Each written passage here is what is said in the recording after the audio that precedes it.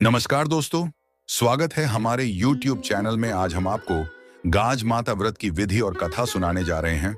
उससे पहले हमारे चैनल को सब्सक्राइब करें और बेल आइकन को दबाना ना भूलें और कमेंट में जय श्री राम लिखना ना भूलें।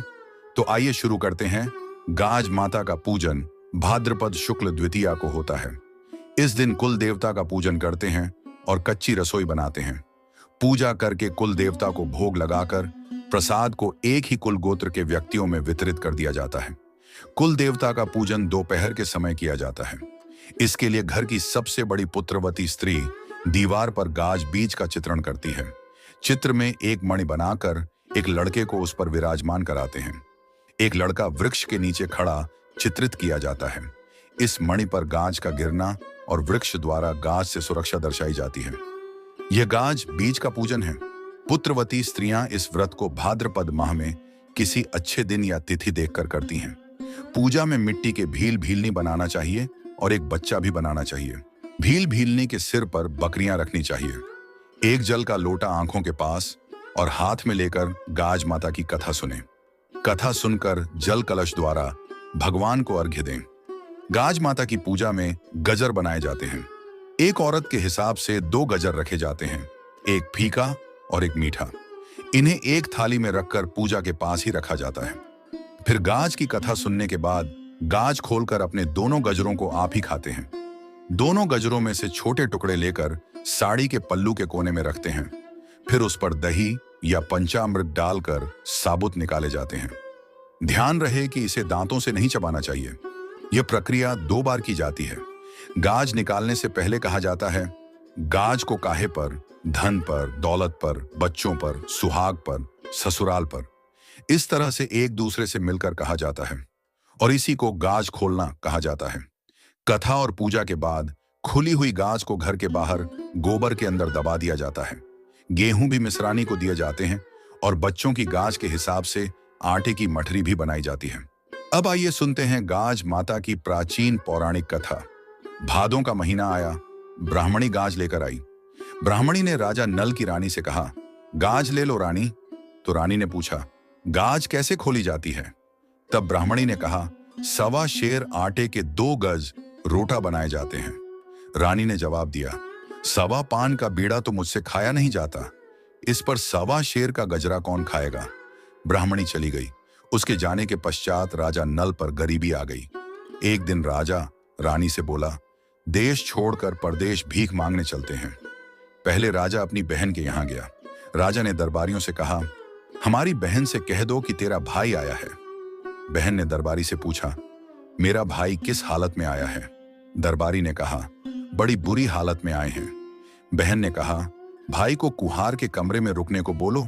जब बहन थाली भरकर हीरे, जवाहरात और मोती भाई को देने के लिए लाई तो उसके थाल भरे हीरे, जवाहरात और मोती राख हो गए। राजा उन्हें वहीं गाड़ कर आगे चल दिया। आगे चलकर दोनों अपने एक मित्र के यहाँ पहुंचे। दोस्त ने उनका बड़ा स्वागत किया, लेकिन आधी रात के समय रानी ने देखा कि खूंटी पर सोने का हार लटका हुआ है और खूंटी उसे निगले जा रही है। तो राजा और रानी वहां से भी चल दिए। चलते चलते उन्हें बहुत भूख लगने लगी। राजा बोला, तालाब से मछली पकड़ लाऊं, लेकिन सारी मछलियां तालाब में ही सरक गईं। तीतर पकड़ने पर भी तीतर उड़ जाते थे। चलते चलते राजा और रानी एक तेली के यहाँ पहुंचे और वहीं नौकरी करने लगे। भादों का महीना आया। तेलिन के घर ब्राह्मणी गाज लेकर आई। रानी बोली, हमें भी गाज दे दो। इस पर ब्राह्मणी ने कहा, 1.25 पान का बीड़ा तो तुमसे खाया नहीं जाता, 1.25 शेर का गजरा कैसे खाओगी?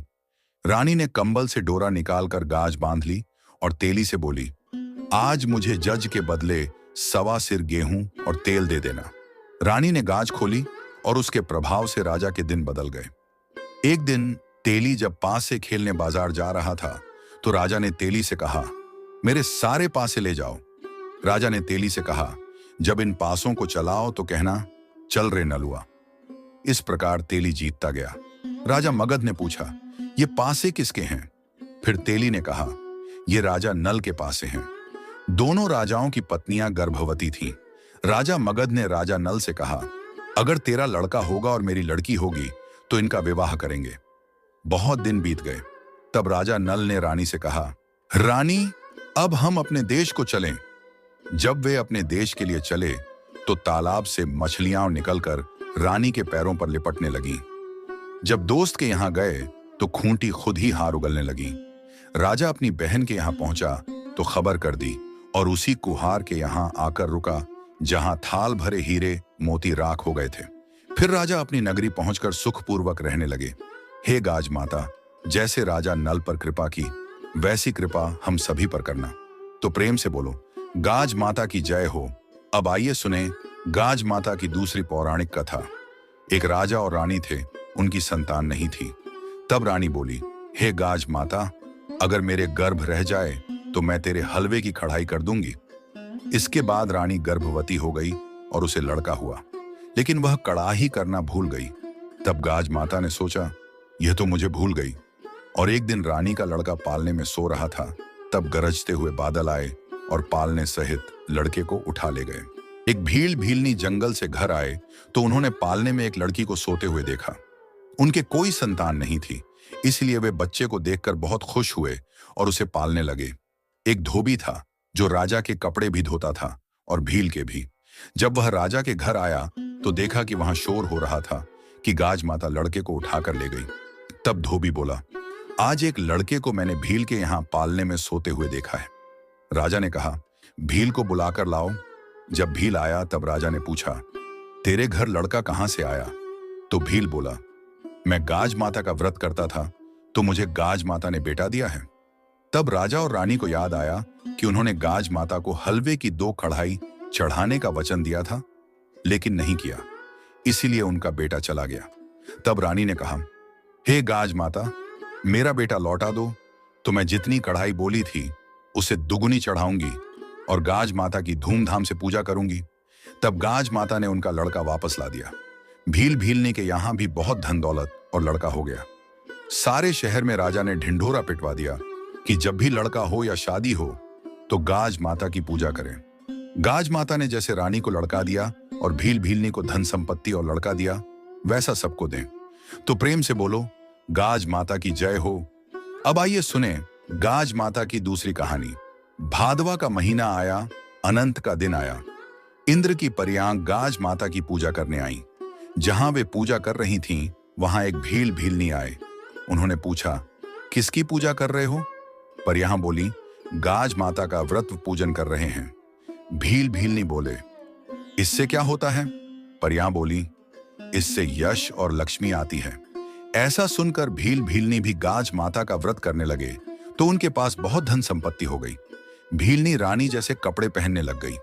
एक धोबिन के पास रानी और भीलनी के कपड़े साथ आते थे। एक दिन कपड़े बदल गए। रानी नहा धोकर कपड़े पहनने लगी तो उसने देखा कि कपड़े बदल गए हैं। तुरंत धोबिन को बुलाया और पूछा, मेरे जैसे कपड़े कौन पहनता है? मेरे कपड़े बदल गए हैं।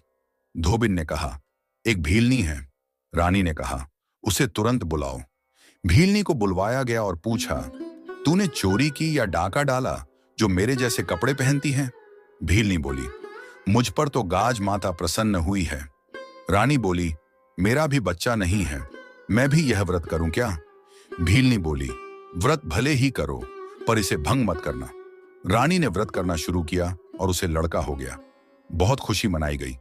फिर गाज माता का व्रत आया तो पड़ोसन से पूछने गई, मैं रोट कैसे खाऊं? बच्चे का पेट दुखता है। पड़ोसन ने कुछ नहीं जानते हुए कहा, कांकरिया, कसार और मोगन मगध खा लेना, रोट नहीं खाना। इससे गाज माता रुष्ट हो गई और रात को 12 बजे पालने के साथ बच्चे को अदृश्य कर दिया। सुबह होते ही बच्चे और पालने की खोज शुरू हो गई, लेकिन बच्चा कहीं नहीं मिला। रानी ने सोचा, भीलनी ही बताएगी। उसे बुलाया गया और सारी बात बताई। भीलनी बोली, रानी, व्रत भंग हुआ है, अब अगले व्रत का ध्यान रखना। रानी को फिर एक लड़का हुआ। रानी ने भक्ति भाव से गाज माता का व्रत किया।